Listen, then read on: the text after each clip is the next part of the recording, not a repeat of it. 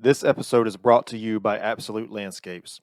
Absolute Landscapes is a landscape maintenance company that focuses heavily on commercial property maintenance. Call today for information about the services we provide and how we can best help you. 803-427-5944. But yeah, man, I'm excited to do this. I know last time we talked, we had a good conversation. It was just a meet and greet type thing, and we still got into some good stuff. So I know we had almost like a mini podcast episode. I'm telling you, man. So if you want to introduce yourself and kind of say who you are, what you do, just kind of preface the conversation, and we'll dive into this thing. Yeah, thanks for having me here. I'm really excited. I know we'll get into some cool stuff.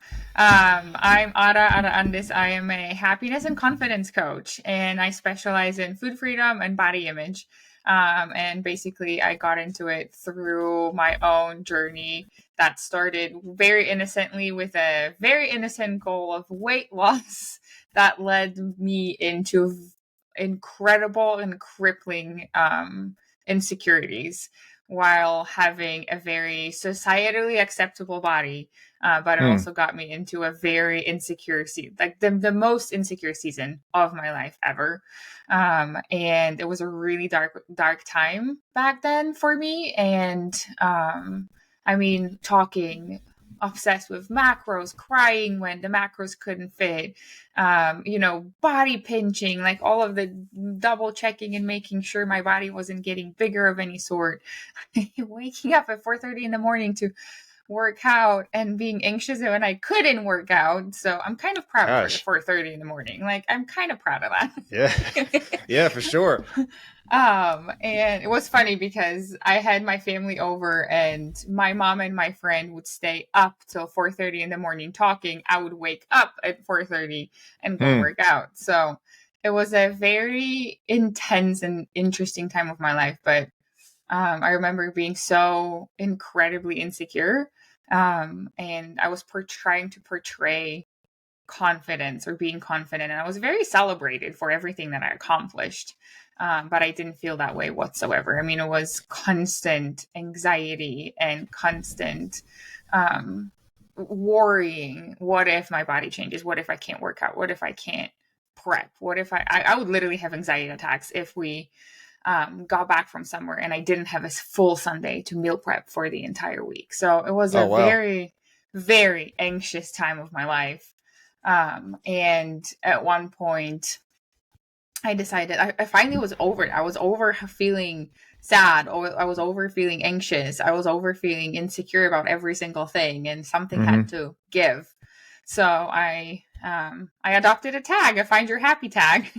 And I remember posting it on Instagram, and I was like, it's done. Like, I'm going on a journey of kind of refinding who I am, because I lost my whole personality to my, like, how my body looks, how I move, how much I lift, what I eat, like that. Everything about it defined me in that point in my life. And thus I went on almost 4 or 5 year journey of healing, of refinding who I am and healing that relationship that I had with movement, with exercise, with movement, with food, with my body, with myself, to finally rediscover. And I can confidently say that how I feel now, and this is a body, and that living in a body that's 60 pounds more than it was in that very successful, in quotation, stage.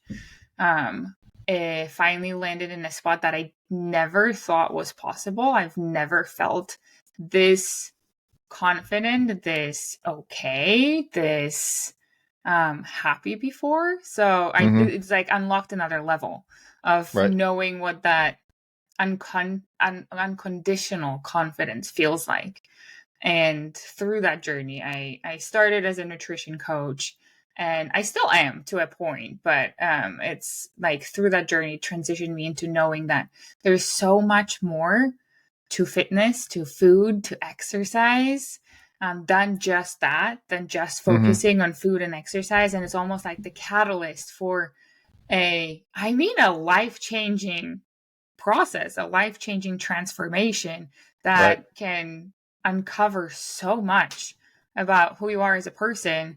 And now I'm like, my passion is to help people work through some of that stuff that we mask with food, with exercise, with, the outside validation, and get to a point where you're really actually doing what you like to do when you're happy and you don't have to rely on someone else telling you what is it that you need to be doing to live a happy life. Yeah, so that's interesting. There's a lot there, man.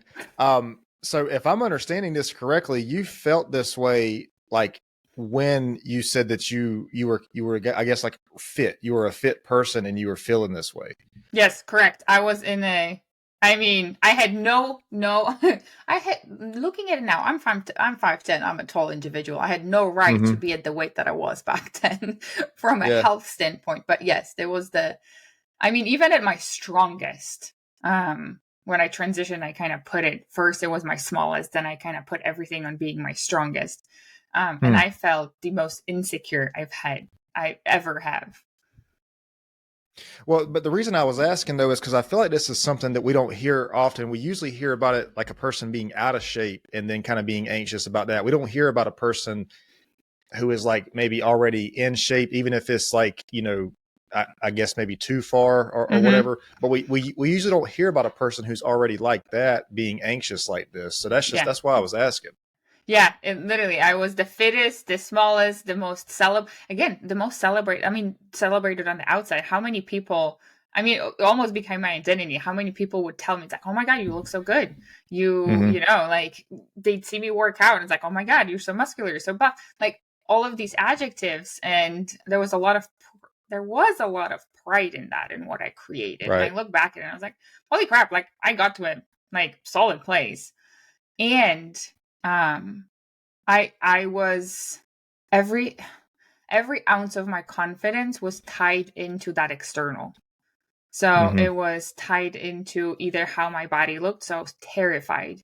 What will happen if I regain or like gain weight, or if it changes, or if my clothes don't fit, or if people stop noticing how I look, or it was tied to how much I lifted.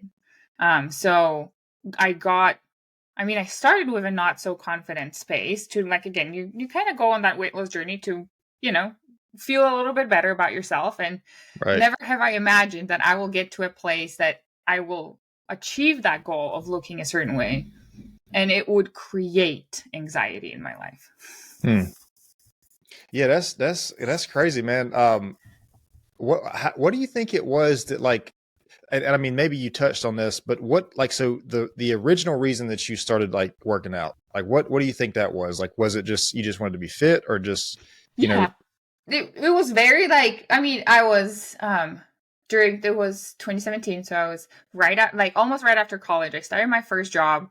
I just got out of like a very long-term relationship. That amount of freedom that you have when you start your first job, and the amount of like, oh my God, I can have, I can do all the things. And I was living alone and in a new place. So there was a lot of like different things going on. So my body started changing and gained a little bit of weight. And I remember it was, a January resolution. It's like, okay, this year I'm going to start moving. I'm going to start doing something. So it was literally a very, like, just to feel a little bit better about myself, just to like change my body in a little different way, just to get a little bit more in shape.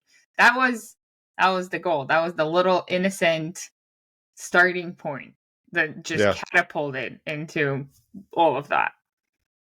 So like, what do you think it was that got it to that point? Was it that you just, you started seeing results and maybe you just like more and more results, or like, did you just kind of like who you were? What do you think it was that kind of led into that? Like, got it to that point. Yeah. I think I dove in too deep, I think. And I don't regret that part of my journey, because ultimately it uncovered something that I needed to take care of later on. And I love, like, at each point of my journey, I kind of loved parts of it. I learned a lot about nutrition. I navigated macros, and again, to a obsessive point, because there were times when I would meal prep. Well, I would sit on Fridays and spend like 2 hours finding recipes, plugging them into my Fitness Pal so that they would all kind of match up with the macros that I wanted to eat. And if I couldn't find a recipe, I bawled my eyes out once because I couldn't find the recipes, and it was so frustrating to like match everything. And I would spend 8 hours on Sundays meal prepping to like make sure everything is good. And I think it just dove in too deep. I mean, I lost the weight in 6 months, but I didn't know I wasn't supposed to attach value or my value, my worth to the achievements that I did, because I was training for a marathon. I was like doing some plyometrics. I was again eating very little, and it got me to a very like, you know, again, societally celebrated body. And I didn't realize that along the way, I was attaching who I am to what I'm doing, and relying on people's validation instead of giving it to myself. So inadvertently, that smallest body became a little nightmare of mine. Yeah. So, man, I mean, I always say that I'm a fitness advocate. Like, I advocate for fitness, I advocate for physical health. But at the same time, like, now that I'm hearing your story, it also too should not be a substitute for our value or self-worth. You know what I mean? Because I feel like if you know, I think one of the reasons that people maybe start a fitness program is because they want to be better people, or they want to be fit or whatever, and that's okay. But if we put ourselves, I think if we put ourselves in a situation where we derive our all of our value comes from that, I think we're kind of just, you know, in the same exact situation than we were before we started. And it sounds like from what you have had going on, you know, sometimes it can maybe even hurt you more than it helps you. Yeah. You know, so you mentioned earlier when you were talking originally, you mentioned something about food freedom. What is that? What do you mean by that? Like you said, food freedom. I think the specific word you said was food freedom, and I never heard of that before. Yes, food freedom. Yeah, so that's when you are not treating food as a moral thing, or you have a strained relationship with it. AKA, so for my journey, for example, again, the anxious attachment to macros that I had, with the like, if it doesn't fit, I'm gonna lose my marbles. If I can't meal prep, if I can't track, if I eat something off plan, I mean, it was very anxiety inducing. Like, I would have to get it to like like, you know, within a gram to consider it a success. So that's part of it. So learning how to not see food for macros. I remember, like, in my head, I had a moment like, will there ever be a day in my life again when I look at a meal and not see protein, carbs, and fats, and like the numbers in my head?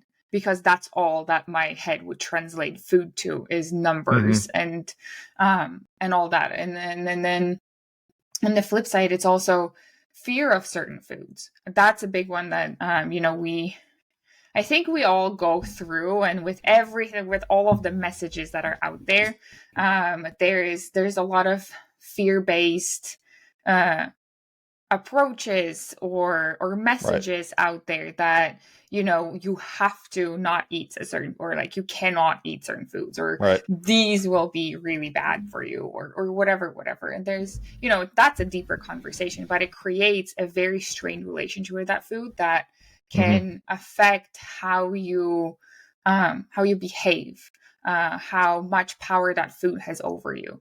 Emotional eating is one of them. Like, you know, self-sabotaging is one of them. So it's just creating the food freedom really means that food is food. Food can have very different meanings. So food can be fuel, food can be connection, food can be, you know, food can be comfort too. I mean, that not an only vehicle, but it still is one. Like, it's still a great vehicle, and you don't feel like food has power over you. That's what a lot of clients come to me. It's like, I feel like I don't feel safe around food. I don't trust myself around food. And I want to stop thinking about food all the time, so food can have power over your mind, can power over the choices that you have. And to create a relationship that food is there and you get to choose and you get to make choices that make you feel good and experiment with it, but it's not something that holds power over you. That makes sense. I'm trying to put myself in this position mentally and like just kind of visualize what you're saying, because I'm the type of person, man, I like thankfully and fortunately for me, and fortunately, not unfortunately, and fortunately for me, I feel like I have a healthy relationship with food. I love food, but I know, well, I mean, I do, but I know that there are people out there who do not have that healthy relationship with food in one direction or the other. Maybe they eat too much or they don't eat enough, whatever it is. And I'm trying to put myself in that place mentally to see what that experience would be like, man. I mean, I can't imagine, like, it's almost, to me, it's almost like an unhealthy relationship with like sleep or like water or something that you need to survive. I mean, I just can't imagine like what it would be like to have an unhealthy relationship with food like that. Yeah. And I've heard of this too. Like, I've heard of people before with who've dealt with anorexia or is that it? Anorexia? Yeah. And it's kind of the same thing, on the extreme end. It's like, it's the way this person worded this was like food was an enemy. And I'm like, man, I can't, I just try to process like what that would be like, to have that. And then like in your case where you're analyzing like down to the gram, I mean, that is like, if you read a label for if you go to the back of the package, you read a label, it's probably not even accurate down to the gram. Like, you were probably more accurate than the manufacturer was who made the food. You know what I mean? Correct. Right. And it becomes like food as enemy. That I would say a lot of my clients would have felt that way. And, or if, enemy, foe, or a burden almost. That food is a burden because of how much thought has to go into it, because how much you have to work against your cravings, because how much there's food becomes, and it's funny because we all love food, right? We do. We love food. And somewhere along the way, there's this message that maybe we shouldn't love food. I mean, I even sometimes think like food is fuel just in and of itself. Like, if that's the only way that we're thinking about food, that's a strained relationship, because food is so much more than that. I mean, food is enjoyed. Food is supposed to be enjoyed. And I think like a lot of the people that I've worked with, and myself included, I mean, hell, I've went through, all of the restrictive periods. I mean, I was paleo, which it was great for a season, but it also made me afraid of a lot of things. But a lot of people forget or don't give themselves the permission, or don't believe that food can actually be enjoyed. That gets lost, especially in like, if you dive into fitness hard, there is this pendulum swing. It's like I didn't pay attention to food, and now I pay too much attention to food. Right. So you mentioned the people that you work with, your clients. This is something that you see in them also, this kind of, I guess, battle, for lack of a better word, with food. Oh, the 100%. We, this is why I do what I do. That's why it's the food freedom and body image, because they're all basically connected. I mean, they're all kind of walking hand in hand. So, even though happiness and confidence and I do focus heavily on body image, but that really usually comes with a strained relationship with food. Men and women. I've coached men on that too, having, both swings from like way too restrictive to mostly that more emotional attachment to food, which, by the way, I love working with men. Men are amazing when to work with. But yeah, it's 100% of my clients, like, this is what this is what we start with, is creating a more free, trusting relationship, be it with food, be it and the same time with your body. So what, like, when you work with these people, what's is it, do they mostly have a relationship with food where it's like they don't eat enough, like it's like an enemy, or is it like the other way around, or is it kind of like somewhere in the middle? It's both, because Both? it's the Okay. same principle. And it's most, so yeah, a lot of them, I've worked with people that were too afraid to let go of macros. Hmm. Right. And then there are people that are over, like, the emotional eating is a side of it, and coping with food, and at the same time being afraid of food. So both sides are afraid Right. to let go, because I don't know what's going to happen when I let go of that control. And then the other side, it's like, I don't seem to have control over food. Food has control over me from that a more emotional standpoint, but there's still that fear. It's like, what's going to happen if I don't do that? Or how do I break through that and not allow food to have control over me? Hmm. So you're kind of hitting this thing from both sides, then, from both angles, it sounds like. Yep. Because Like, they, because again, they're the same. They're really like the same thing. It's just, even though they're on the other side of the spectrum, eating too much or being afraid to let go of that macro control, on the underneath, it's the same thing. hmm. So let me change gears here for a minute. You were talking about body image, and I'm Mm. sure at some point in the conversation, like at some point in the process of trying to repair this relationship, I mean, body image has to come up, I would imagine. Oh You know, yeah, some they go together. It's, you're afraid of food inadvertently, because you're afraid of what's going to happen to your body. Okay, so what about like what's your advice on like developing a healthy body image? Because I feel like that's so different for each person. Well, Yeah. first of all, let me just say I'm sure like body dysmorphia. Like you're in the Hmm. gym and you like your body, you think your body looks different from how other people see it or whatever. And so like I don't know, man. I'm that's probably a whole conversation in itself, like developing a healthy a healthy body image. Yes. Oh my gosh, it is, because there's so much to it. There's so much to it. The biggest advice is that, like you said, we tend to think that our body looks a certain way. Hmm. And we have, or we think we have to look a certain way. Right. Hmm. So there's both to it, but the underlying in a lot of, or well, in almost 100% of body, in like negative body image cases, or very strained relationship with your body, is that there is a belief that I have to look a certain way. And I mean, going back to my own journey, that's what I thought. In Right. order for me to feel good, I have to look a certain way. And it really starts with, because body image actually has very little, just like food struggles have little to do with actual food, and have everything to do with what you believe about the way that you eat, and the way Hmm. that you should be eating, in quotations, the way that you shouldn't be eating. Same thing with body image. It has little to do with your body, and everything to do with what you have learned through all of the experience in your life, about how the belief that what I should be, what I should look like, what my body should be or should be doing, right? Because that Hmm. body image can also span from just being unhappy with your body, but also in the fitness space, in achievements. Like, my body should be stronger. I should be stronger. I should be lifting more. I should be progressing. Like, all of that is like, that can be tied into body image as well. Because there's, again, it comes back to that notion of, I have to be doing something in order to fill in the blank, feel happier, feel more confident, Hmm. be a worthy human being, right?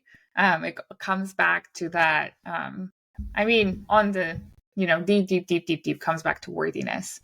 Is that Right. because of the messaging that we get? Is that, um, and then the fact that we don't want to feel insecure, and we're getting sold this story that as long as, or if my body gets to this point, this fit point, or this smaller point, or this stronger point, Hmm. I'm not going to feel insecure. And so it really, it starts with looking at what you believe about how your body should look like or perform. Yeah. I'm glad you mentioned that, because I was going to ask that. I saw the self-worth connection there. That's like it sounds like that's what the very like Mm-hmm. root of the problem is. And so I was going to ask you, like with these people you work with, whether it's a healthy relationship with food or unhealthy, or the self-image, like, do you see this kind of like causing problems or maybe bleed into other areas in life? And like, I don't know an example, but just off the top of my head, I would think that if the root problem is this self-worth thing, and that's kind of manifesting itself through food or self-image or Mm-hmm. whatever, I would imagine some other area in their life is showing up also, whether it's their intimate relationship or their job or whatever. So do you see a connection there with people, Oh, like, 100%. yeah, 100%. Because like you said, the worth, right? Like the underlying thing is the worth. right. And it only manifests in a like body image struggles or food struggles. Mm-hmm. Again, they're like food and body image is not the root problem. Or Right. it's just a manifestation. It's just a one side of the story that allows you to see that, oh, there's something there, right? But like you said, sorry, there's bugs flying around here. Um, if it manifests in one side, like you said, it will show up in other ways. So, I mean, you see that in intimate relation. I mean, especially if you're not feeling very good about yourself, that can be a strain on your relationship with your spouse, with your loved one, with your family. Because if strained relationship with yourself, really, that Mm-hmm. that gets really hard when it comes to having relationship with other people. With work, I mean, the not good enoughness. That's the big story, right? Mm. Not good enoughness. My body's not good enough. I'm not doing good enough. I'm not lifting well enough. But then it's like, I'm not a good enough wife. I should be doing more at work. I'm not a good mom. I'm not a good parent. I'm not a good spouse. Like all of that bleeds into, like if it exists in one side or in one aspect of your life, it will show up in the others. That's why it's like the food and body work is one thing. But as you've transformed that, I mean, I start talking, when I start working with people, we start talking about food and we start talking about body. And then eventually, as we keep working and working, it transitions into, well, it actually affects me as how I feel about myself as a parent or how I feel about myself as a spouse, Right. and transitioning to all of that underneath there. Mm-hmm. You mentioned something, man, that I think is really important to kind of hover on here for a second. We hear a lot, and I don't know if you do this kind of work with people about like core beliefs and that kind of thing. But like when we hear about core beliefs, we typically hear about a core belief as like a pillar. There's like pillars of your personality or yourself or whatever. But I like thinking about it more of like as a tree, man, because it has branches that go out into other areas in your life. And I feel like, a lot of times what we do is we try to like cut the branch off, but the tree still exists. You know what I mean? So like maybe we have a symptom in our life of, let's just take this self-worth situation. We have a symptom of where this is showing up in our life, whether it's food or intimate relationship, whatever. And we try to solve that. And we think that that's going to solve the problem, but the self-worth situation is still there underneath. You know what I'm saying?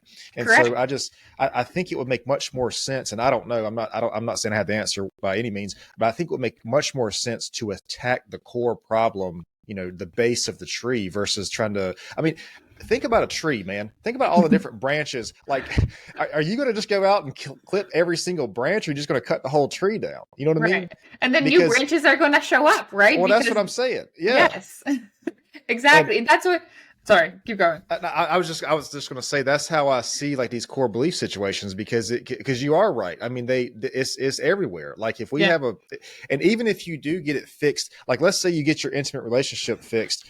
I mean, I find it hard to believe that if the self-worth itself, specifically self-worth, because that's a big one, if that's not fixed, like that relationship is, I think it's just like you're just managing it. You know what I mean? It's just like at a place where it can be managed. It's not truly fixed, because I think you even mentioned this. You are not okay with yourself. The relationship you have with yourself is not okay. And self-worth, man, I could get on a very deep rabbit hole with that, because like that opens up the door for people to be like manipulated and take advantage of. And, and then you live your life and you never really try to do what you want to do because you don't think you're worthy of it. You don't think you're Mm-hmm. capable of it. You don't deserve it, whatever. And so that's the self-worth. Like if you had several trees that were like holding up your core beliefs, self-worth, I think would be a huge one. Like that's Oh, a yeah. very big one. And it has a lot of branches, it has a lot of branches to go off other places, but Yeah. I'm sorry, I didn't mean to cut you off. What were you going to say? No, you're good. You was talking about a tree. I'm talking about a medusa, right? Like if you cut off, Yeah.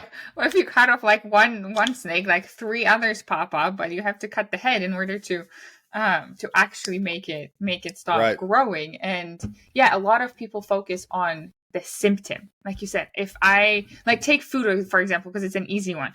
If I get rid of the food, right, or if I manage my body to a certain way, it's gonna fix me. Like it's going to fix my self-worth, and then it might help it, you might feel a little bit confident, and then all of a sudden it like another branch pops up or a head pops up, right? And it's like, oh, and Right. now it transitions into my relationship with my husband or with my wife or whatever. And that's what I see in a lot of my clients is like we kind of because food and body, like that manifestation is really easy to kind of heal / work with. And then I Right. see it just bleeding into, it's like, okay, I feel okay with my body, but all of these other beliefs about my relationship or about me being, a parent pop up. And that's because we're going into the trunk. Like that's, you have to go into and it's more so even like it's more than just the beliefs, because a lot of the work out there focuses on the beliefs. So we think if I change how I think, then I'm going to it's going to be better. Like I'm going to fix myself, or we're like the way you think the influences how you live, and there's a truth in that. And just focusing on thinking, just focusing on the beliefs is just it's a branch of the work. Right. It's not the whole thing, because there's so much. And I mean, self-worth is a big one, right? Like we could talk about for 3 hours if we wanted to dive into it. But it's not just the beliefs even. It's like in order to you're basically reprogramming everything that because all of these beliefs that you acquired as your core beliefs, right?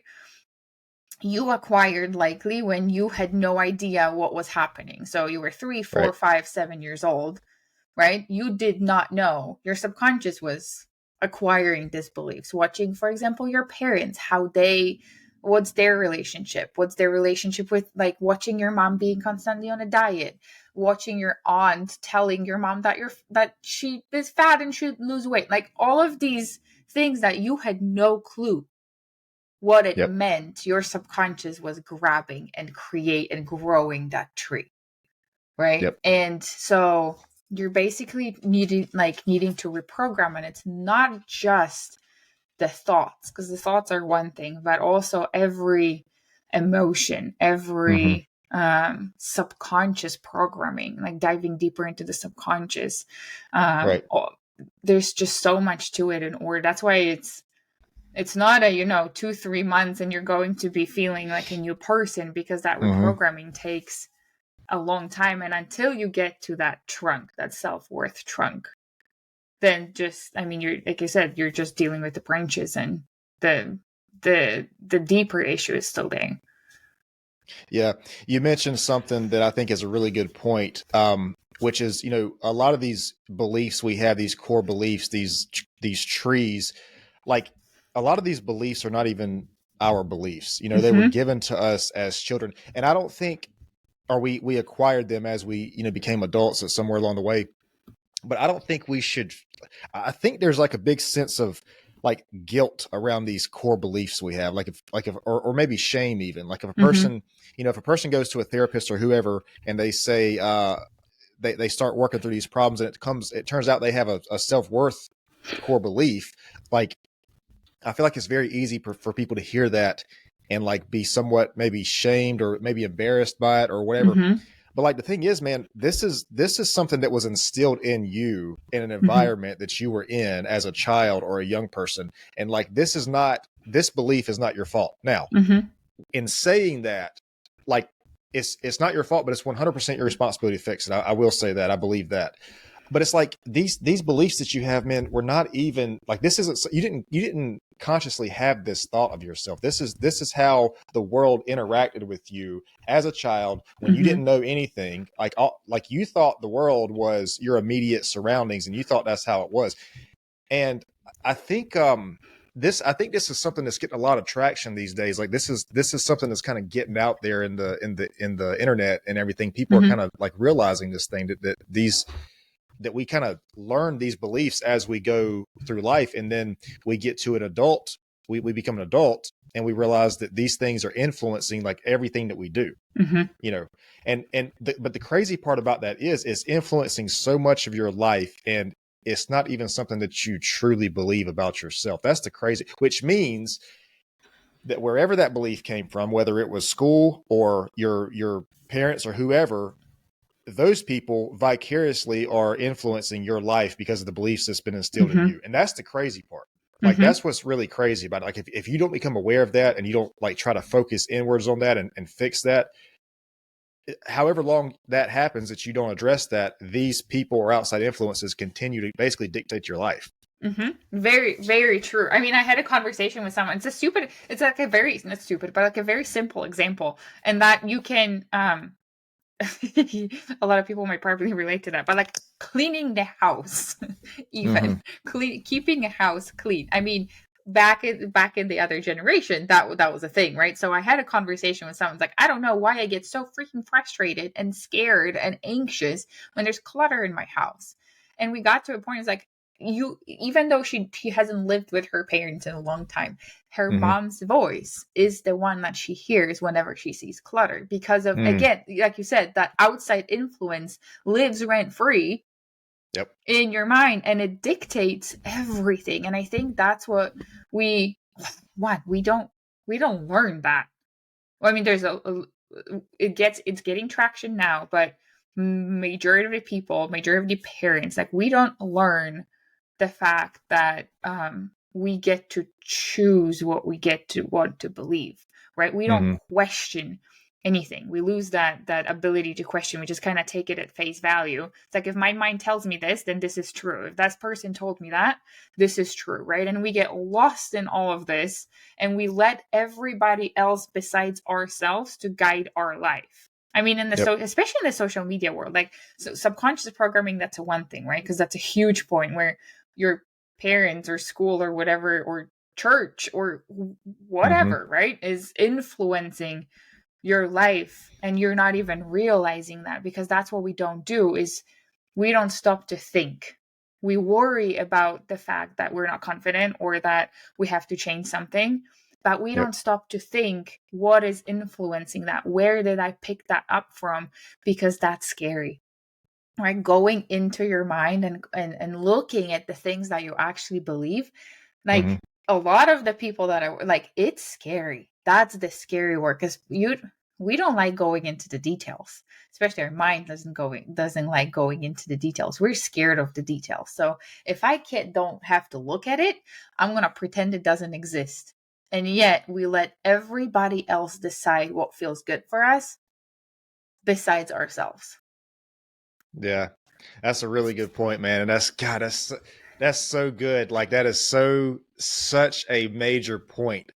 Like if there was a way for me to highlight like what somebody says, like the audio of what somebody says, like I wish I could highlight that. And like in real life right now, I just wish I could highlight that. Because it's a big thing, man. It's such a big thing. And I was talking to a guest one time, Ross LaPala. He had a really good point about this. He says that if these things, we learn these things, which means we can also unlearn them. Like we grow, we take this thing on, and we take it with us, and we just assume that this is who we are, this is what we believe. But I think the responsibility comes in when it comes to unlearning it. When it comes to breaking that cycle, whatever that cycle is, like breaking that, unlearning it, and realizing like whatever it is, if it's let's just take self-worth, because we were talking about that example. Like this is not what you believe about yourself. Like you don't believe that you're not worthy of this, or you can't achieve this or whatever. And dude, this is going to sound so like motivational speaky, but it's like when you change that belief, dude, you can open up a whole different environment for yourself, man. Yeah. Like, because like think about how much people don't do because they don't think they're worthy of doing it. And it's like, what, the people that you look at on social media, somehow they're just like magically more worthy of this than you. Yeah. Like what? They're people just like you, man. Like there are people just like you doing things that you wish you could do for yourself, and the only reason you're not doing it is because you feel like you're not worthy of it. That's it. That's it. I mean, maybe they had a different starting point. Maybe they had different parents. Maybe they came from money. Maybe they had whatever, X, Y, Z, whatever. The bottom line is, dude, if you look at anything you want to do, there is somebody like you or similar to you or in a similar situation that's doing something that you want to do. And even if it's not, like, what was the guy's name that broke the record for the mile? He ran like a 4-minute mile. He was like the first person to do it. Even if there's not something you want to do, that doesn't mean it can't be done. Yeah. You have a good, like, that's what people, and honestly, some people almost don't want that because it feels like such a big, it's twisted. It's a little twisted. It's a twisted protection mechanism, but some people don't want to do the work because they like to not be responsible in creating their life. Right. So some people are not ready to start. I mean, it's such a beautiful thing to like create your own, like create your own journey, like believe what the hell you want to believe, right? And realize the potential that exists when you feel like you're okay, because everybody's okay. I just made a post. It's like good enough is not something that you need to work towards. Like that's a default. We were just sold that good enough is something that we need to work hard for. But no, it's a default. Like that's your, if you think about how we're born, like look at the 3-year-old and tell me we're not born with inherent confidence. Like look at any 3-year-old and tell me that this is not an inherent thing. We are born confident until the world tells us otherwise. And sometimes that responsibility to take ownership of that feels scary. So some people like subconsciously don't want to give up the fact that someone else is telling them how to live their life. Because it's better to float than to create.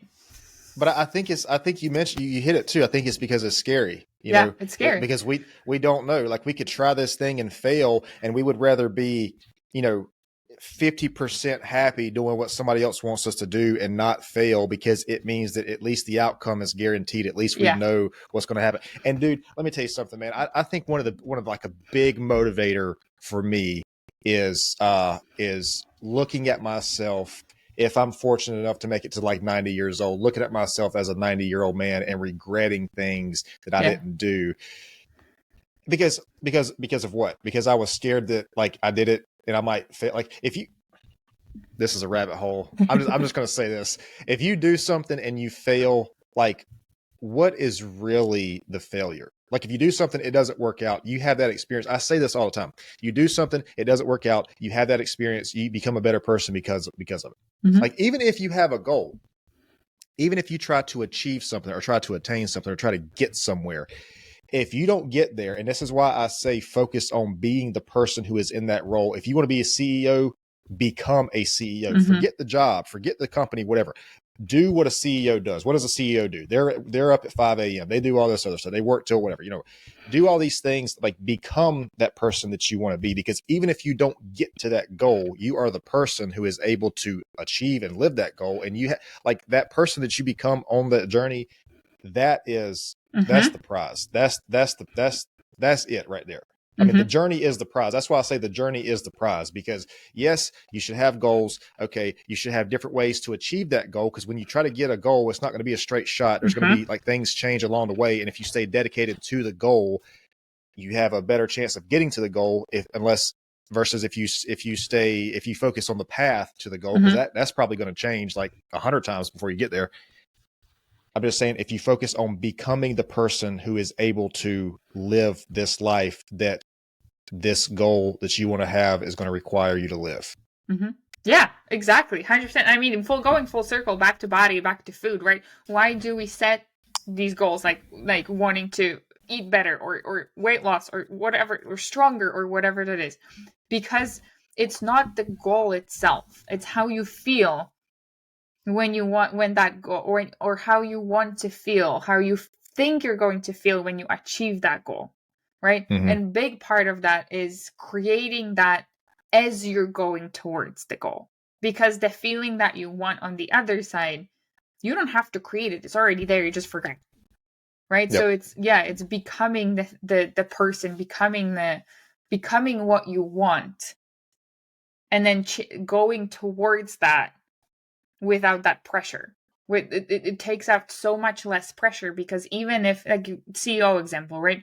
Even if your goal is to become a CEO, and you become a CEO just in your lifestyle, and you just kind of embody the CEO mentality, it no longer matters if you become a CEO for that particular company, because Right. from that from that lifestyle that you just acquired, you might realize, like, oh, I actually didn't want to become that CEO of that particular company. There is so many other avenues that I can go with that feel a little better, right? Mm-hmm. Same with, like, going back to body image.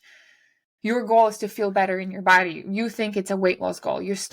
But if you start at that acceptance and work on that worth and your relationship with yourself, you might realize, and that is true for a lot of my clients, that weight loss was a scapegoat, that you actually did not want that. You just thought that will give you the confidence and the feeling good that you wanted.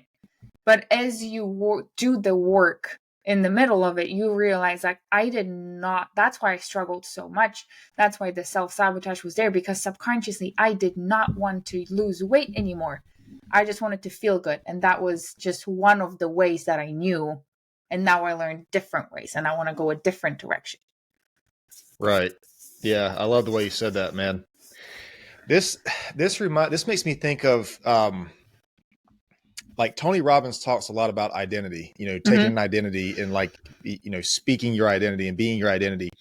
And I've said before too, if you just take fitness, for example, if you're a person who works out, you are not going to do things that a person who says they are a fit person would do. So, like, if a person says I am a fit person, they're going to do things and take care of their body in a much different way versus a person that just says I work out, I go to the gym. You see what I'm saying? It's like when you take an identity in this, when you take an identity and talk about the CEO or the business owner or the fitness perfect husband, perfect whatever it is.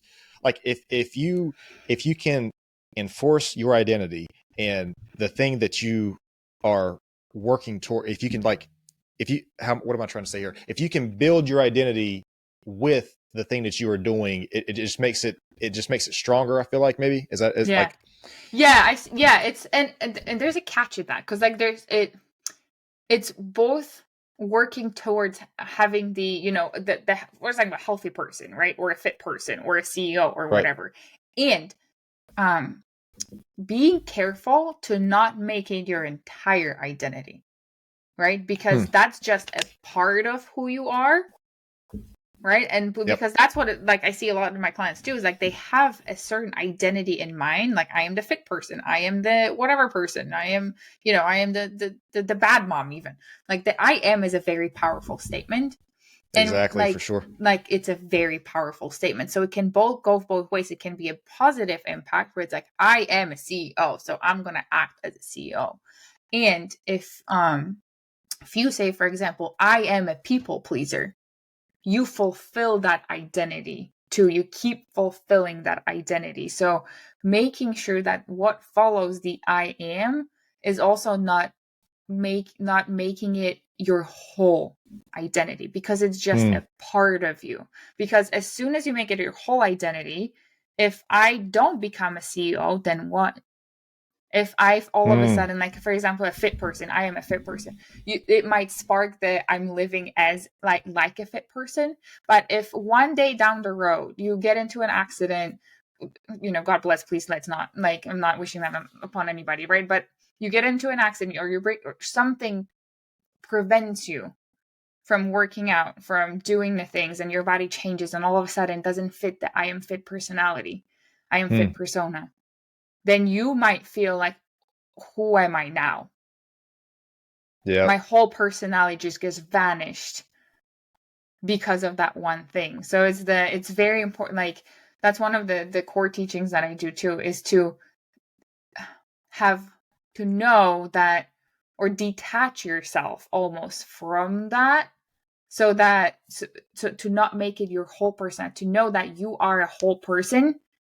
Mm-hmm. And you can have these, these avenues, these goals that you get to step into, that you want to step into, like the CEO or the fit person, but doesn't necessarily have to become your whole thing. Because that's where a lot of healing happens. Like when my clients happens, is like the personality is like, I am a fit person. I don't know who I am outside of that.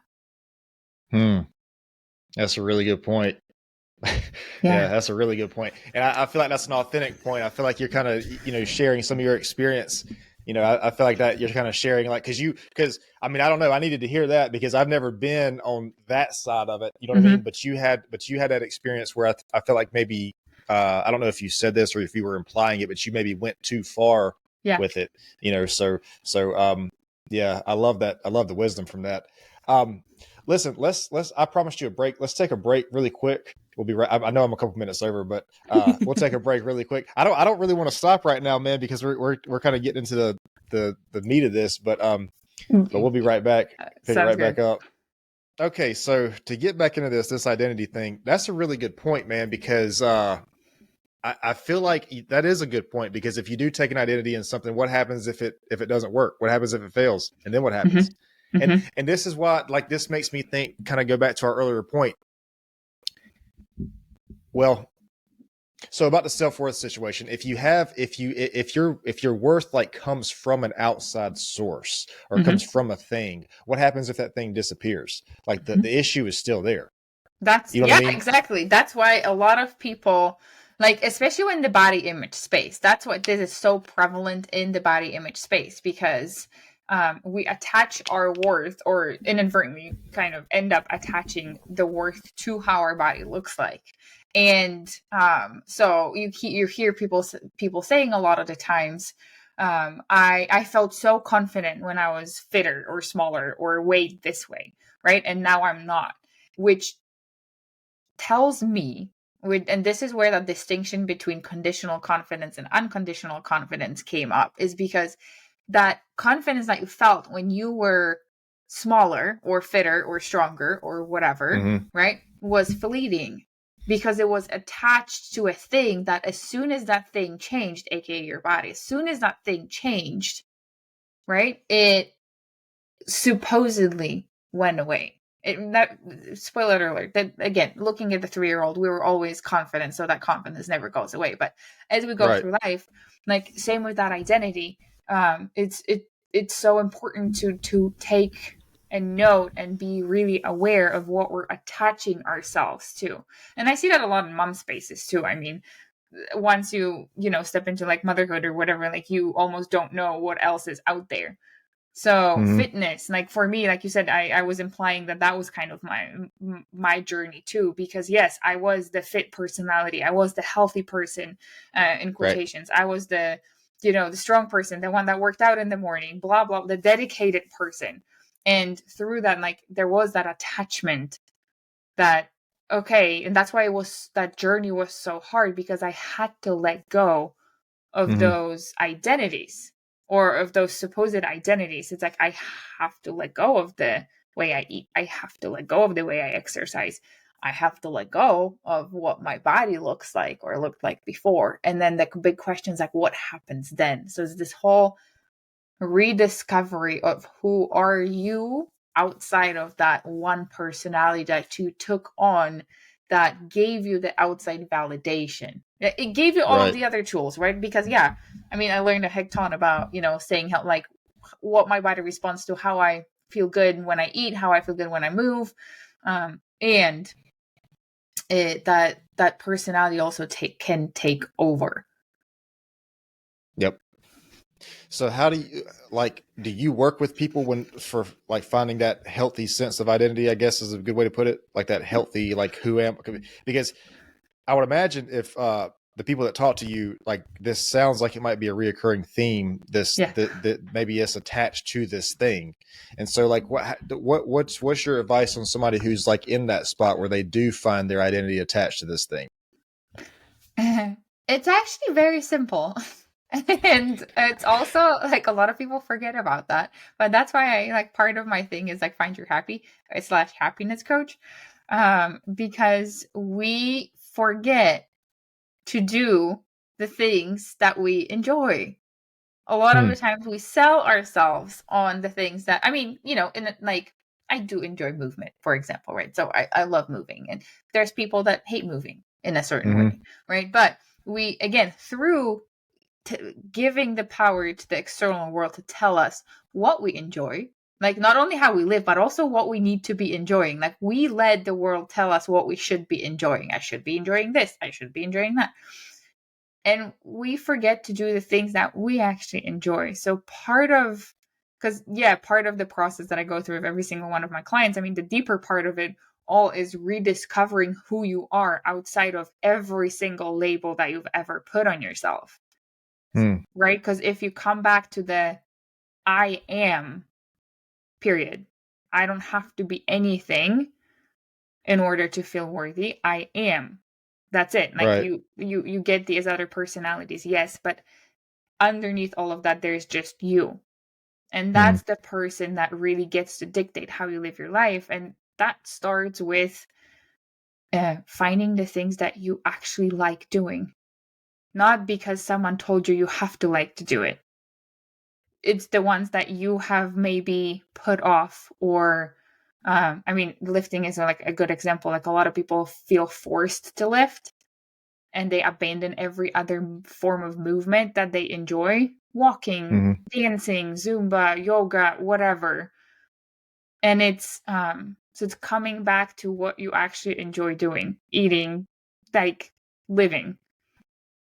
It's Right. joy. Okay. That's interesting. I don't know really what I was expecting, but I don't think it was that. The answer, I just guess, Yeah. yeah. I mean, it is. It is. I don't really know. I don't really know what I was expecting with that, I guess. But I'd like that answer. That's a good answer there. Um. So okay. So we've talked about like the body image, the healthy, unhealthy relationship with food. Kind of maybe like finding this sense of self-worth. Is there anything else that you work with people on? Like any other topics that you hit on with people? I mean, that's the big one, because once you figure out, I mean, I have people again come, I've worked with like variety of different people. I specialize again with food and body image. So, or like food freedom and body image. So a lot of people start there with me, but I've had people that just felt lost in life. Like, I don't know what's my purpose. Right. Or I don't know how to, I mean, I've had a client that was like, I came to me with wanting a little bit more accountability to write a book, but in all of our conversations, it actually turned into like that, finding a sense of self. I've worked people post divorce to find that sense of, again, the sense of self is a big one, because I think it can start in many different ways. But it all comes back to like, who am I outside of it? What do I enjoy? What do I want to do in my life? How Right. instead of other people letting me, or letting other people tell me what to do. So, I mean, that sense of self is, I think, that branch, and then it just stems into so many other things, because once you figure that out, once you find that joy, and once you realize that you don't need anything else outside of yourself to feel confident, like you said in the beginning, I mean, the world is yours. Like, what is not possible? Right. I mean, being younger probably isn't, but you can feel younger. Right? I mean, the amount of possibilities, like, even through my own journey, I've discovered parts of myself that I never thought I would like be able to be or live. So like you can surprise yourself, and it's so beautiful to watch people just live their life how they want to do it, instead of be attached to opinions of their parents, of other people, of their own stories that they have. It's a beautiful journey. Well, it's liberating. It You know, is. it's so freeing. What are your thoughts? You mentioned something about finding purpose. What are your thoughts on finding purpose? I think this is very existential, and I've had a conversation with my husband recently, because I was like, we read this TikTok that was like, if you think about it, like nothing makes sense, because we're like down to all of it. We're like a little human being on a rock that's floating through endless space that only gets bigger. Like, why does anything matter? Right? So, Right. like, if you take it from an existential point, it comes back to that. It really comes back to that joy for me. I mean, if we don't enjoy our life, like, what is the purpose of anything? I think the biggest purpose that we lose sight of is to actually enjoy our life and not miss that happiness, not miss that laughter, not miss those enjoyable moments in the chase for something that's arbitrary. That's success. Yeah. That's arbitrary. Right? We're living up to definitions that are arbitrary. That makes sense. I get that. Yeah. I feel like purpose is a big one, though. A lot of people claim that they can't find their purpose. They don't know what they should be doing with their life. They don't, they know there's something else, there's something more. They just, excuse me, they don't know what that is. And they don't know how to find that. Which is I don't know a single question that would be bigger in life other than what is my purpose? Like that is a very big question.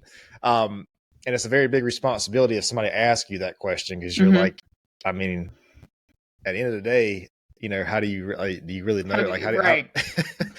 Like, if you don't know, man, I can't. I don't know. Right. Yeah. So no, it is a big question, though. And people have different opinions on that. And so I'm just curious to hear people's different thoughts on that. So you mentioned something about like post-divorce and like marriages and stuff. You work with people in relationships, I guess out of relationships at that point. I attract people that I think just want to feel that joy again. And coming back to that purpose question, there's like that inherent purpose, I think. It's like, and then there's the like other purposes in life that you have. Because like when I think about my life, like I really think about the fact that I just want to live a happy life. I want to live an exciting life. That's my purpose as a human being. And then from a different perspective, I know that my purpose in life is to help people achieve the same. But that stemmed from me finding my own happiness first, right? So as I come back to myself, I didn't know what I want. Like, I didn't know what I wanted to do when I grew up until like 5 years ago. So, there is that, like, as you come back to yourself, you'll find that sense of being, that sense of purpose. And that's like, I've worked with post-divorce. I've worked with, transitioning between relationships. Even though I have coached someone on body image, that also translates to how they're showing up in relationships. I've had a client that we started with just nutrition coaching. And by the end of it, the biggest thing that we worked for 2.5 years, man.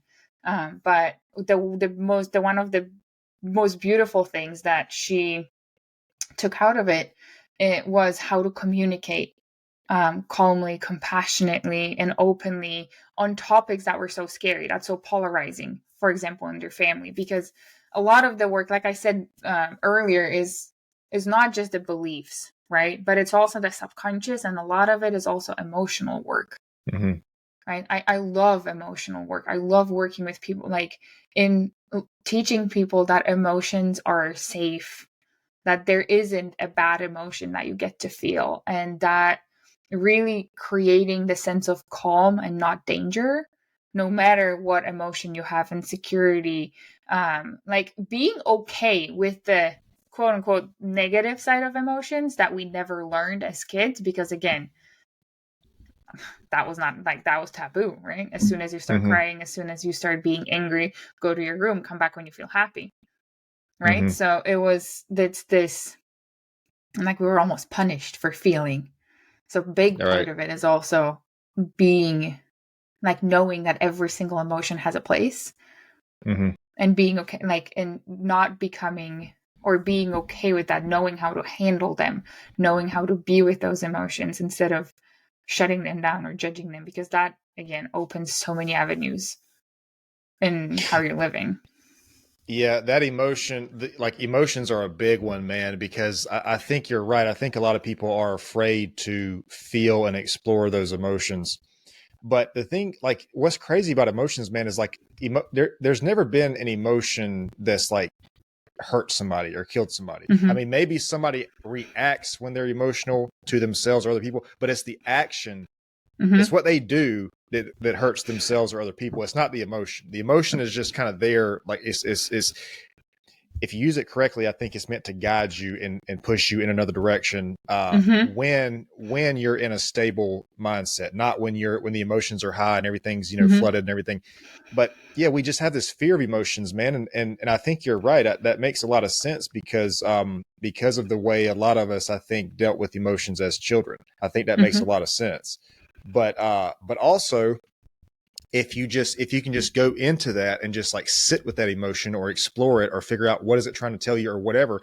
I mean, that can be some of the like most beneficial like guidance that you can ever get. You know what I mean? Like because I mean, when you feel something, yes, other people might feel something similar to you, but like that's you. That's what is happening internally with you, and it's there for a reason, and you can process that. I think I think the processing of the emotion, I think, is what a lot of us we have an issue with, because unfortunately, a lot of us, especially with like extreme situations, the emotions do get the best of us. Yeah. Yeah, because we never learned, like, we know how to be happy, right? Handle happiness or excitement or whatever. But when it comes to fear or insecurity or doubt or anger, right? Anger is a big one, or whatever else, or sadness, grieving. Again, those were hush hush. Those were taboo. Like, you could not talk, you shouldn't talk about it. You shouldn't feel that way. Like, the big story was that you should not feel this way. You have to be happy all the time. You have to find the positive, the toxic positivity that drives me up the wall, right? Like, you have to be like, you have to always be happy. You have to always turn it around. And it creates this negative, like this strained relationship with our emotions that are normal, that need to happen, that are part of our, I mean, they have to be there in order to feel the other side. So back to the conversation that we were talking about earlier, where like you're okay with being 50% happy because at least that's a predictable outcome, because you're not going to be able to fail. That's also what happens with emotions, is when we mute and shut down the bigger, the scary emotions, the uncomfortable emotions, right? Which are only uncomfortable because we haven't let ourselves experience them and get to know them really.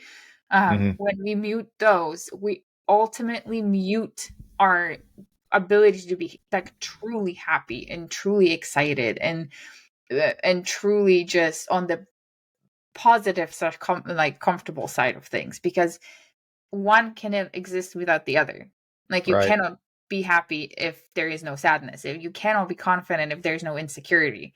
You cannot feel calm if there's no anger. And they all serve a purpose. They're all a communication system. Exactly. And this is the problem I have with people who talk about not facing these emotions because they want to be happy or whatever it is. And like this is why I think it's such an important thing, man, because what happens when something comes along and you don't feel good? Like, what happens if something comes along and you feel bad? I mean, you're going to lose your entire, it's just like what we talked about earlier, the fitness or the CEO or whatever. If your entire identity is based in that thing, what happens if that doesn't happen? You lose your whole sense of self. I want to backtrack just for a second before we move on too far away from this. You talk about purpose, and you said that you felt like you didn't find your purpose till about 5 years ago. I think that's something common with a lot of people, man. I think that timeline kind of puts like pressure on it, because they think, oh, it's got to happen right now. I got to know what's going, like, this guy over here knows what he's doing. I don't know what I'm doing. And it's like, what this kind of boils down to is the way we compare ourselves with social media, like on social media. Like, first of all, social media, every social media, I don't care what it is a highlight reel, man. People are not some people like think Facebook is a diary and they think it's a therapist and they're supposed to just put like all their life problems on there. But most people put like the good things, you know what I mean? Like, most people put the good moments, the filtered pictures and all that kind of stuff.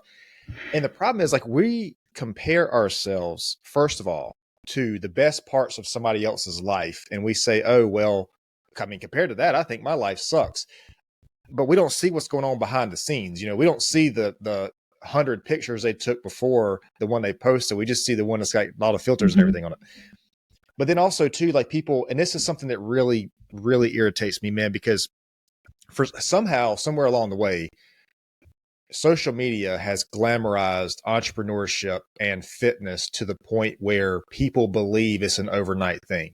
Oh, Like, yes. people believe that you're going to start this thing and then all of a sudden you're going to make all this money. You're going to make all these gains. You're going to, everything's going to be successful. Dude, it is nowhere near that. Yeah. Like, I mean, even in the fitness world, I can't tell you, man, actually this January, I've been consistently working out for like 4 years. I've been in the gym like 4 years. That first year, man, those first couple months, I had injuries and, like, you know, overworked muscles and stuff. I mean, it does not happen. And it took me like, I don't know, 6 months, 5-6 months before I felt like I was actually showing progress. I mean, these things don't happen overnight. And it's just, that's one thing. I think social media can be a really good tool if we use it in the right way.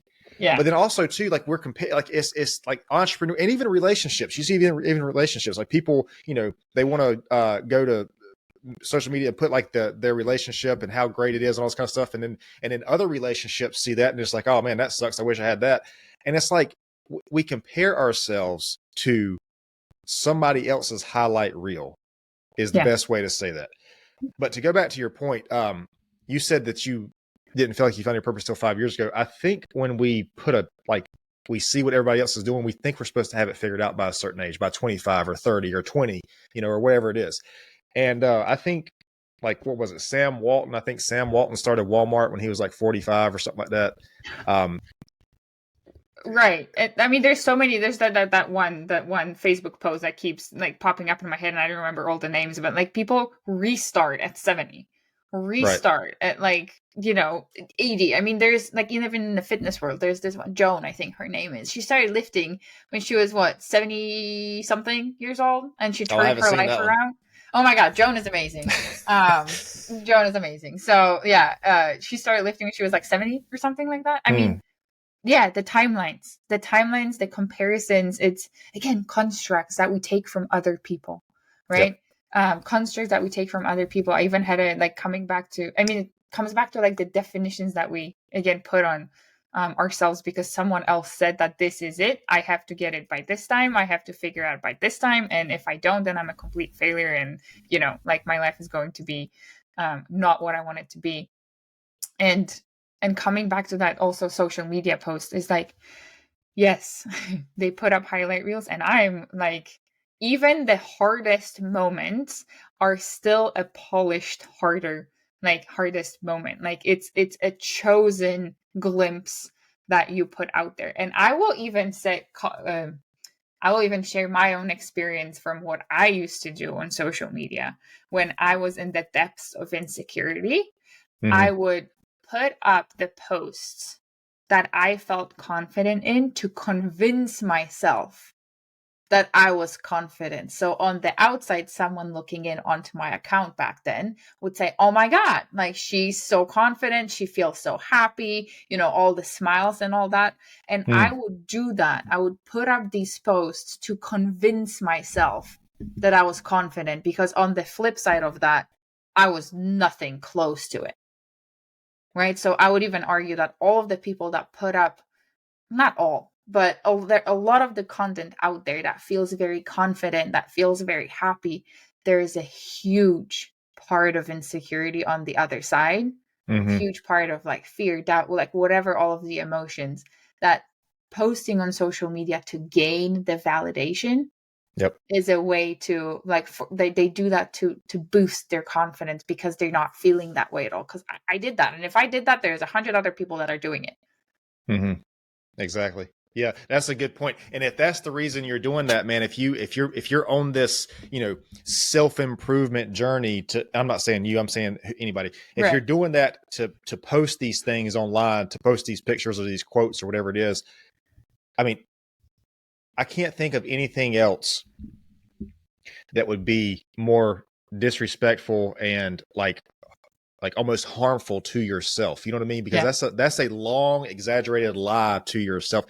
And also, to go back to the self-worth thing and all the stuff we talked about before, you are putting yourself in a position to be basically be a slave to these people's validation. Because the moment that validation stops, man, and the moment these likes stop coming in and people stop following you and that kind of thing, then what happens? When it's you and you, just you, the real you, when there's no outside validation, when there's no likes and there's no comments and there's none of this stuff, and it's just you, what happens then?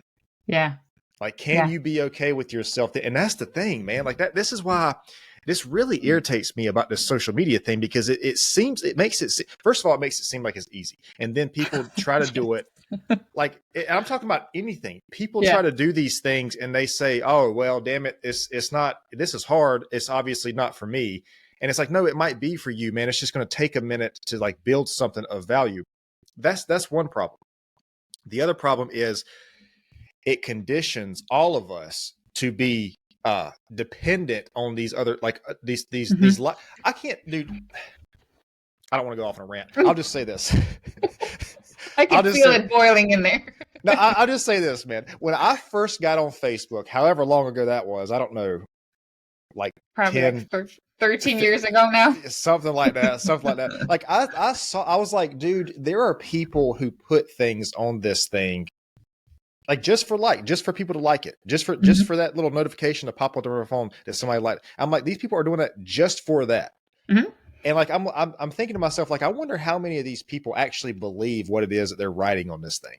Like, do they actually believe this, or do they just saying this just so they can get validation? Anyways, that is the big problem, because it and I say this about relationships too. You know, if you put yourself in a situation with an intimate partner where you are trying to continuously get validation from that person, it can be an intimate partner, employer, whatever, it puts you in a position to be enslaved by that person because of that validation. Because it conditions you, like it conditions you. Let's just say that.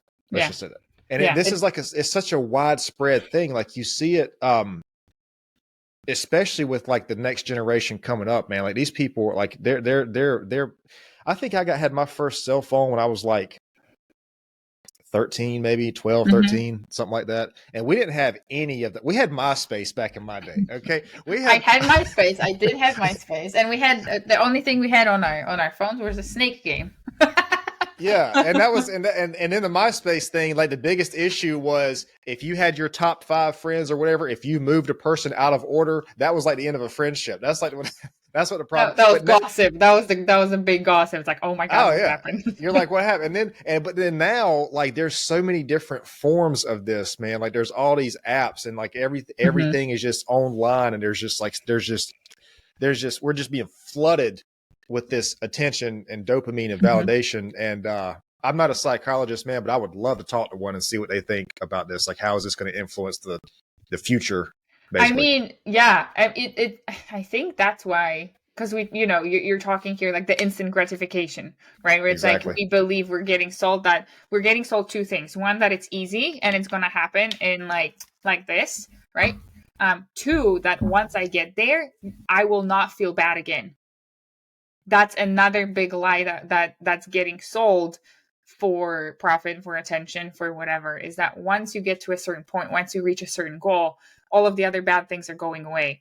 And that's a lie. That's a big lie. I mean, ask any business owner, ask any fitness person. Like that insecurity doesn't just go away. That the struggle doesn't just go away. It's they're all part of it. It's a huge thing that you have to learn to like how to be with it instead of wanting it to go away. And then the third thing that I want to say here, that you mentioned, is like I love that you said, like, coming back off of that identity thing, like when you are on your own, when social media busts into flames, right? When everything disappears, like how okay are you with who you are as a person? Do you know who you are as a person? And I think that's why 2020 was a pivotal year for a lot of people, because once we started being at home more, like that's when people realized I am not okay with just sitting with myself. Yep. I think that was a pivotal shift, and a lot of people realize that there is something, or that, well, that made them realize, and they started either escaping it by social media, by like so many other avenues, or they turned into figuring it out. Okay, I am clearly not okay with just sitting in silence and being just with myself outside of any form of human contact, validation, performance. And that tells that tells you a lot. If you can sit, like, I'm not a meditation person. I like, my brain is way too busy for that. Like my form of meditation is going on a walk and just, enjoying the nature, but it's the quiet, right? A lot of people think that that's a waste of time, that it's I have to be doing things all the time. And a lot of the times we do that to stay busy, because sitting and being with yourself is uncomfortable and scary, because all of a sudden you clash with every single thing that you might be worried, scared, insecure about. This makes me think of a conversation I had with a guest, Anna Shailina. She was talking about, this is the first time I've ever heard this before. She mentioned something about a relationship with yourself. And I've never thought about like a relationship with myself. I mean, I have a relationship with other people, whatever, but like, I just thought of myself like, oh, well, it's me or whatever. I never thought about a relationship with myself. And so like you saying this made me think of this, man, because it's like, I think you're right. First of all, I think 2020, when a lot of people had to kind of be with themselves and there were no outside influence, no work or whatever for a lot of people. I think that was a big realization, and I think how people came out of that, not economically or anything, but how they came out of that with themselves. I think that taught a lot of us about ourselves, And so anyway, I think you're right about that. But this relationship with yourself, man, when you say that you have a relationship with yourself, it really changes the way you see yourself, the way you talk to yourself, the way you treat yourself, like the way you think about yourself. I mean, it's such an easy concept, but it's something I've never thought about before, is having a relationship with myself. I just thought that, I do things, I say things, I think things, and this is just me. And this is just like, I never thought about having a relationship with myself. And it puts a different perspective on it, because like when we talk about like being comfortable with who you are, when it's just you and you, like when you're alone with yourself, you versus you, who are you? And it's like, I think that's a big question that in the same way that I have never thought about that, I think that's something else that a lot of people don't ever think of. Yeah. Because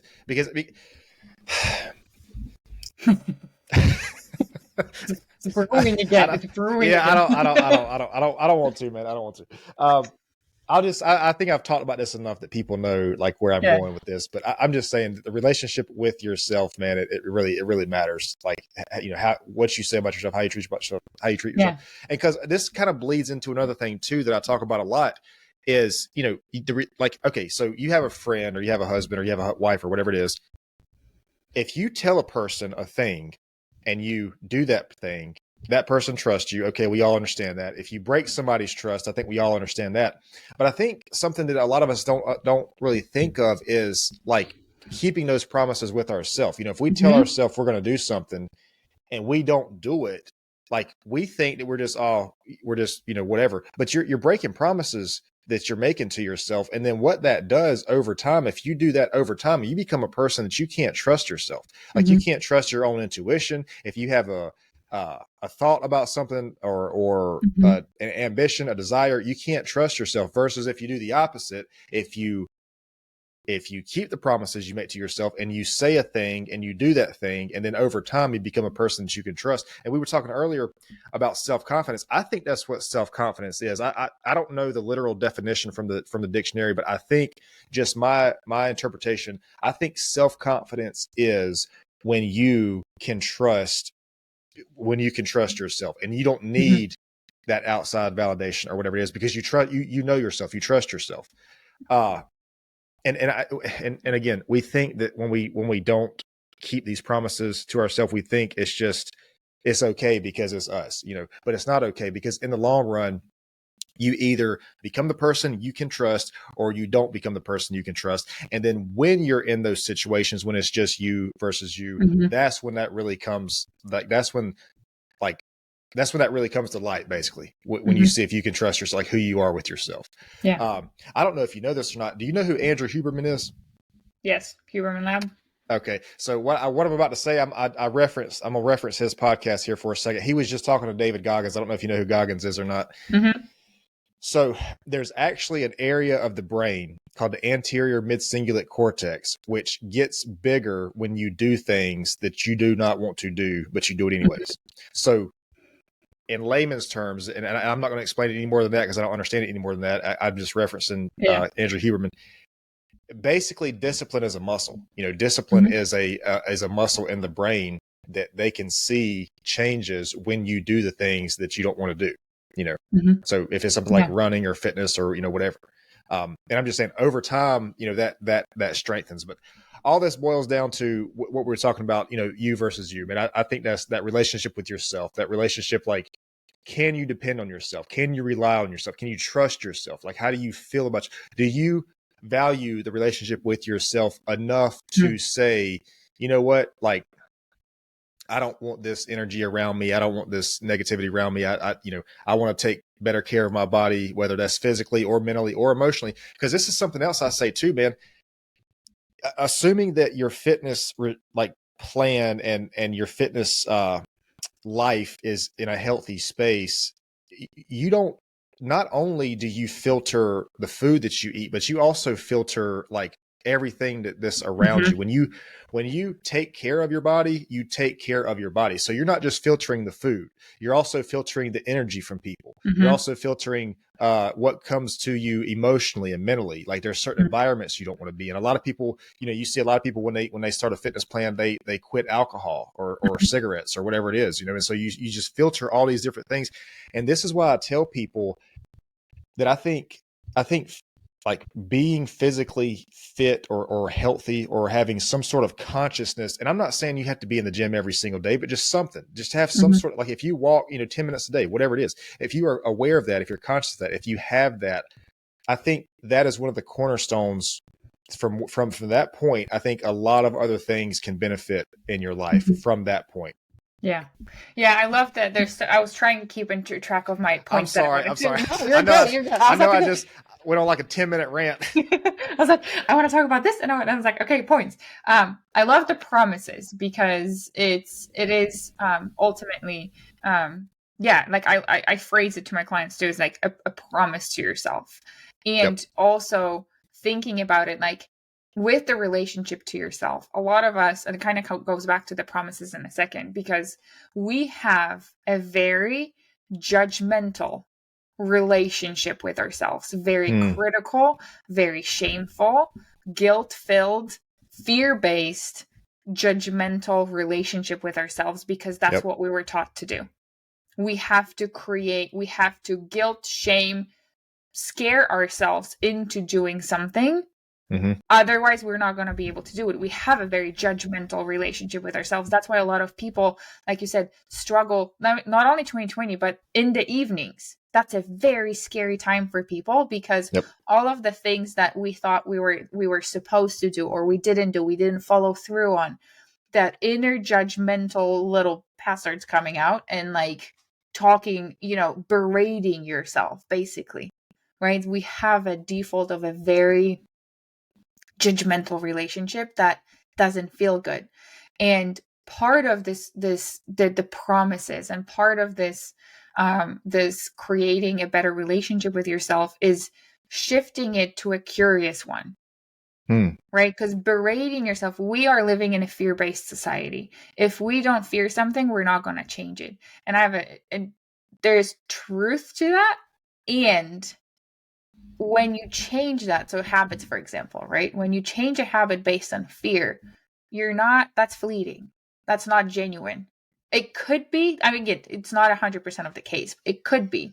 But if you're changing something just because you're berating yourself, that takes a lot of energy. That's gonna burn you out really fast. That's gonna feel not, because you're continuing a cycle of not feeling good because you're continue berating yourself about it. But if you change that relationship, so even with like coming back to the promises, you make promises to yourself and you break them. You keep breaking them, right? So one of the solutions you have now is to keep judging yourself for it. Why am I this way? What's wrong with me? Why can't I do this? I'm clearly not doing something like good. I'm clearly wrong. Like I'm clearly a bad person. I mean, I've had people say it's like, just because I don't follow through on a diet, I am a bad person. Like I've had people say that to me, right? So we berate ourselves, and it lasts for a second. Like it can last for a week. That change can last for a week. That change can last for a month. And eventually we get exhausted from that berating and we slingshot back to like, that's where the self-sabotage happens, right? So when you make those promises to yourself, and if it is a moment when you keep breaking that promise, right? I'm going to get healthy. I'm going to eat more veggies. I'm going to exercise more. And you keep seeing that break point and you can't keep that promise to yourself, instead of judging, like instead of the default of judgment, I what I teach, or what I find, what I urge people to do is get curious, and then go back to being a 4-year-old and start asking questions, because there is a reason why you keep breaking that promise, and it has nothing to do with you doing something good or bad or being wrong or right. There's likely a deeper reason, and you got to figure out, right? We don't ask questions. We forget to ask questions. If we're doing something, like if we keep breaking a promise to ourselves, we just judge ourselves to force ourselves to change it, right? Instead of asking, is it actually a promise that I want to keep to myself, or is it a promise that was influenced by an outside because someone told me I have to? Yep. Right? So going back to that enjoyment too, is like, find a promise that feels doable in your capacity and enjoyable, and see how that changes things. That's a really good point. Because if you break that promise and you just beat yourself up about it, that's not going to be productive for anybody. I feel like, what are you going to learn from that? But if you get curious about it and you ask yourself, okay, what's really going on? Like, what is the actual problem here? That makes a lot of sense. Yeah, I like that. Right. So it's not that, okay, so you're not defaulting to a definition or a belief or a meaning that if I break my promises, then I can't trust myself. Right. But rather it's like, start gathering data. What makes me break this promise? Like I see that a lot with, coming back to that weight loss example. I see that a lot. People keep sabotaging that weight loss goal, not following through, it's not because you're doing something wrong. It might be because it's not the goal for you. It's not the promise for you. It's not really what you want to do, or you're approaching it from a direction that doesn't feel right to who you are as a person. Yep. I think kind of what this is leading into is like this relationship we have with failure, or like a perceived failure too. This is what this reminds me of, because I don't think it's comfortable for anybody to fail, but at the same time, I don't think we can grow unless we do fail. In other words, like I would actually go so far as to say is like, if you're trying something new and you're not failing along the way, you're not trying hard enough. I don't think you're doing enough if you're not failing your way to the success that you want to get. But like that failure is kind of uncomfortable for us, because if we try that thing and if it doesn't work out, or if we try to do something, we can't do it, we don't keep the promise or whatever, like we see that as a failure. And I think that going back to the conversation we had, like the emotions, like, we had this unhealthy processing of emotions basically, and we feel this thing, we don't want to feel that. So when we experience that failure, it makes it seem like this thing, like you said, it makes it seem like it's not for me. Maybe I'm doing the wrong thing or whatever. But it's also too, man, like that is how you have to get to the next level. You have to get to the next level by that failure. Yeah, I didn't mean to steal that away. I know you were trying to respond to a bunch of things there, and I just kind of hijacked it again. I'm sorry. Go ahead. What were you saying? No, you're okay, because that brings me back to another point that I want to say. It's like, okay, define failure. Right? If you think about it, really, what is failure? Because I don't think, like, as you think about it, in trying, I don't think there's such a thing as failure. I think it's experience. We put a construct of failure on, right? Where it's like, if I don't, what is success? Like, okay, I'm not gonna get existential again, right? But we keep to definitions that other people put on us. A success being, I need to live this way, I need to make this amount of money, I need to succeed by 25, I need to have a business by 15, whatever. Or like, even going back to like a social, like, success, like I have to go to college, I have to start a family, I have to go to a job. Like, it's an outside definition Right. of success, of a failure. But if you ask yourself, I asked a client recently, coming back to confidence, I was like, define confidence for me. You say you want to be confident. What is your definition of confidence? Not Right. not your family's, not social media's, yours. Mhm. And that stumps people, because we again take on definitions of success, of confidence, and then once we have a definition of success that someone else gave us, then we think opposite of that is failure. But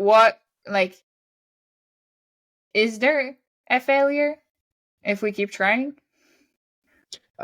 Dude, I'm so glad you said that, because I wanted to say that, but I didn't want to be like, that guy. I didn't want to say like, but I was going to say, like, it's only a failure if you don't try again, man. Right. Like that, I mean, if you were to ask me, that's my definition of, you try something, it doesn't work, and you don't try it again, that's failure. Or choice, right? Yeah. Like, well, I mean, yeah, it's all a choice. But if you do try it again, and again, not to be motivational speaky, but like, if you do try it again, then it's a lesson, not a failure. Yeah. Like you see it's all experience. Like you see all the time, man. You see people, athletes and like fighters and stuff. They'll have their record of their fights or their games or whatever, and it'll say WL wins, and it won't say losses. It'll say lessons. And like, I think kind of this touches on what you're talking about here.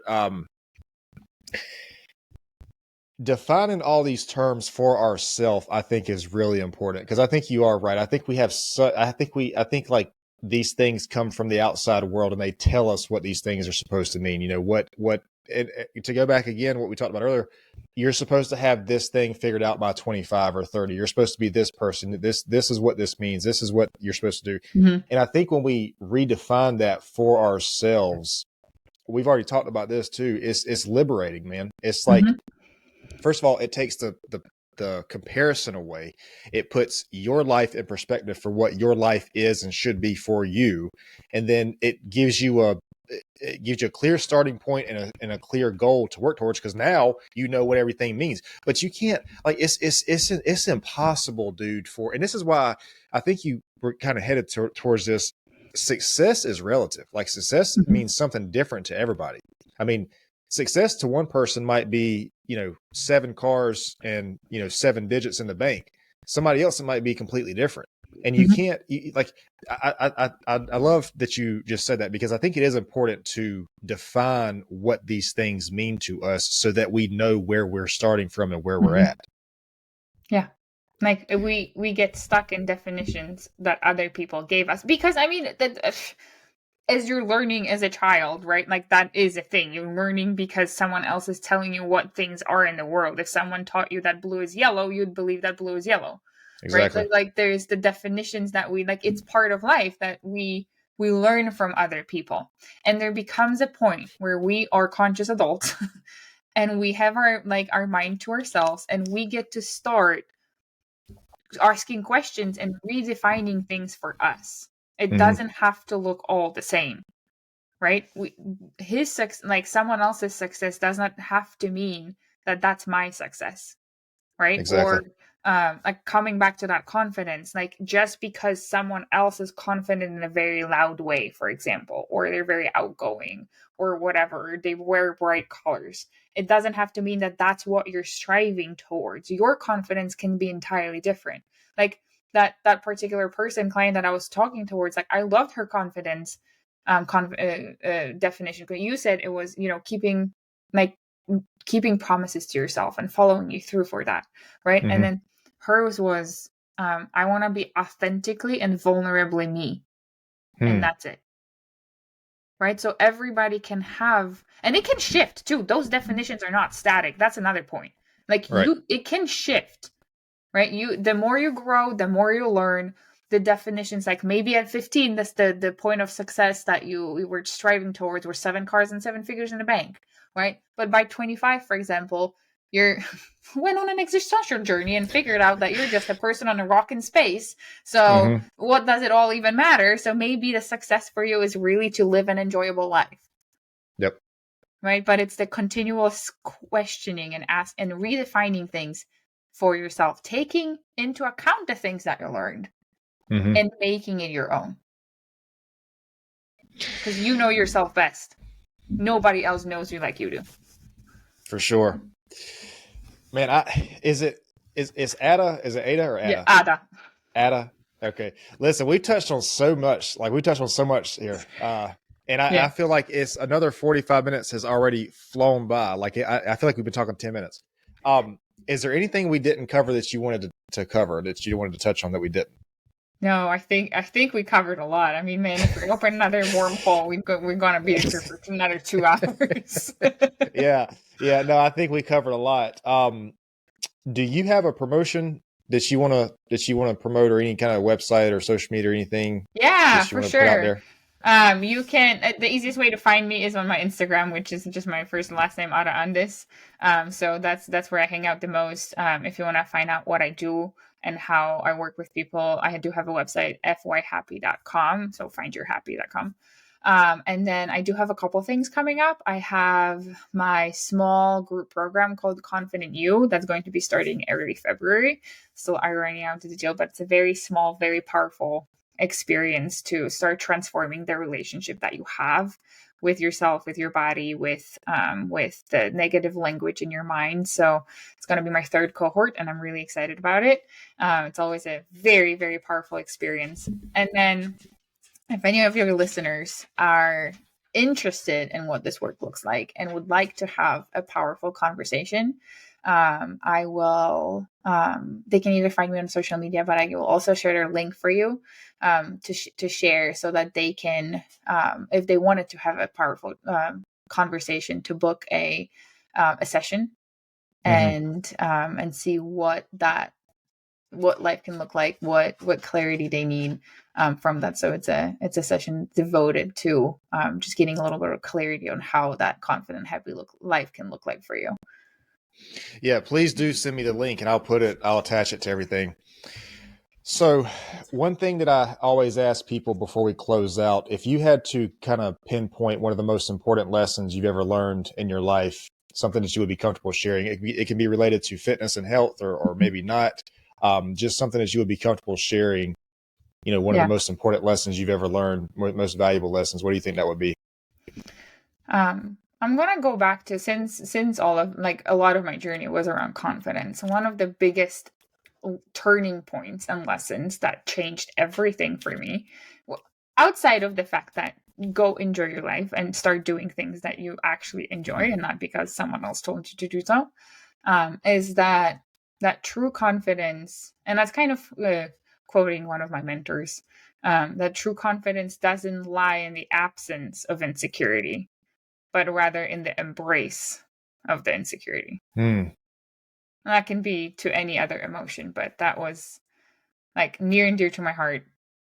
Huge eye opener. Yeah, I love that, man. I don't think I've ever heard that before. I like that. Yeah. So embracing the things that we're scared of. Yep. And I think you become a more confident, capable person because of that. You know? For sure. Yeah. Well, listen, man, I appreciate your time here. I appreciate you doing this. Appreciate your patience with me when trying to transition from rabbit hole to rabbit hole. I know we did a lot of jumping around, but we covered a lot. Like, we covered a lot, man. And so, no, I definitely appreciate it. And hopefully this gets to the right person or people that need to hear it. Yeah. And so, and congratulations to you too, man, for getting over your fitness journey. When I say the journey, but getting through that, I can't, like I said, I try to put myself in those positions, because I was the guy, like, I was kind of like thin before I started working out, and I got bigger after I worked out. So it's hard for me to relate to people that have this this sort of, they talk about this experience they've had with food, because I can't imagine, I mean, I can't imagine. But anyway, I think you got over it and you worked through it, and that's amazing. And now you're trying to help people who are in a similar situation. And so, that's everything, man. But, but listen, I'm gonna let you get out of here. I got another appointment coming up too. I'm gonna end the video and I'll explain to you about the uploading process. But I definitely appreciate your time here today, man. Thank you for having me. This was awesome. Such a good convo. Hey everybody, listen, I really appreciate you guys tuning in today, man. If you like the content, if you found this episode useful, you can visit us on social media. That's YouTube, TikTok, Spotify, Amazon Music, Rumble, Instagram, Facebook, and Google and Apple Podcasts. There you can like our videos, follow, subscribe, and share. And again, we appreciate it. We'll see you next time.